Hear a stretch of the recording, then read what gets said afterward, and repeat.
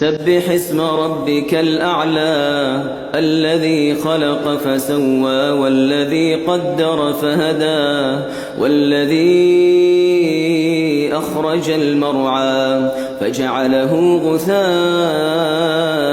أحوى سنقرئك فلا تنسى إلا ما شاء الله إنه يعلم الجهر وما يخفى ونيسرك لليسرى فذكر إن نفعت الذكرى سيذكر من يخشى ويتجنبها الأشقى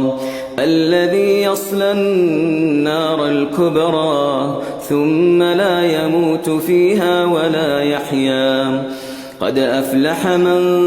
تزكى وذكر اسم ربه فصلى